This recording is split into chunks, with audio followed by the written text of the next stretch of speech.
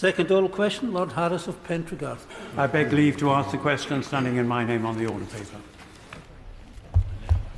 My Lords, the United Kingdom welcomes recent engagement between Indonesia and the UN as part of Indonesia's Universal Periodic Review in November 2022. We continue to support a visit by the United Nations High Commissioner for Human Rights to the region of Papua. We also recognise that a significant amount of time has passed since the visit was first proposed, but we hope both parties can come together to agree dates very soon. I thank the Minister for his answer. He mentions the Universal Periodic Review of Indonesia. He will know that at that review, a number of major countries like the United States, Australia and Canada called for an intervention of the UN in Indonesia and an immediate visit of the UN Commissioner for Human Rights. It's not at all clear that the United Kingdom was amongst those supporting that call. Perhaps he'd be able to enlighten us. Well done. Well, I hope my answer that I've given in the House today reassures the noble Lord that's exactly what we do. We do support an early visit. I'm very cognizant that this visit was first proposed under the High Commissioner Zayed. He's since then been succeeded by High Commissioner Bachelet and now subsequently by High Commissioner Turk. So it's been pending for a long time, and it's important that this visit takes place at the earliest opportunity.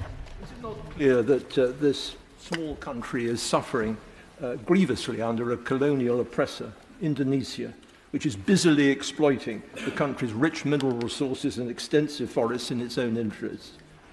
Will the government do all in their power, in conjunction with Commonwealth partners in the region, to get the UN to act and to act decisively?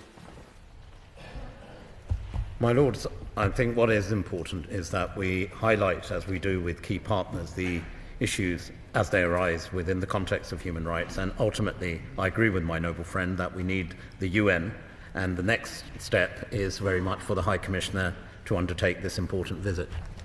My Lords, it's over a year now since the UN Special Rapporteur reported allegations of extrajudicial killings, enforced disappearances and forced displacement of 1,000 indigenous Papuans. Can the Minister confirm whether he and even his ministerial colleagues or our ambassador in Jakarta have made representations to his Indonesian counterparts about the contents of the report?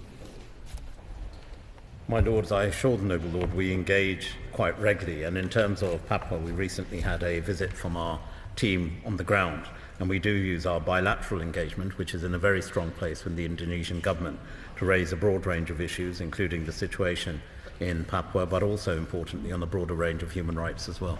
My Lords, would the noble Lord the Minister perhaps just go a little bit further in explaining why it was that the UK doesn't seem to have been part of that group of 8 countries which pressed for an early visit by the High Commissioner for Human Rights?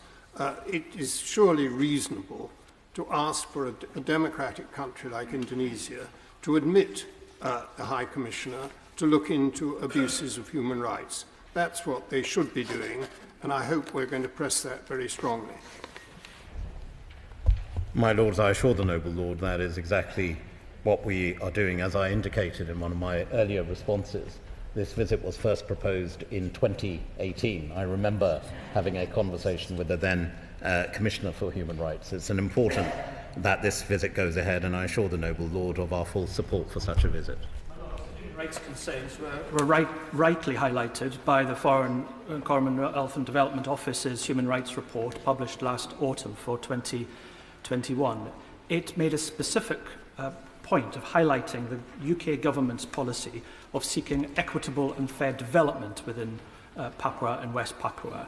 But in the government's strategic partnership roadmap for Indonesia, published last year, there's only reference to terrorism in Papua, no reference to any equitable development, no reference to human rights. What's the point of the Foreign Office highlighting human rights concerns if it does nothing about it in its negotiations with the country in question? My Lord, the noble Lord understates the importance of the Human Rights Report. It's something that I'm very proud that the Foreign Commonwealth and Development Office continues to produce. It's focused on not just those countries with the worst records when it comes to human rights, but importantly, a condition within that report is where we can bring influence. And I assure the noble Lord in our engagement with Indonesia, and I've said earlier, it's a very important bilateral partner, it's an important regional partner, and we engage quite widely on a range of issues of peace, conflict, and regional stability in and across the region. And Indonesia is a key partner. And in all these meetings, we raise the important issues of human rights, as I said, on a broad range of issues. And we are seeing on a broader range of human rights some progress in Indonesia, including on areas, for example, of freedom of religion or belief. Third oral question, Lord Flight.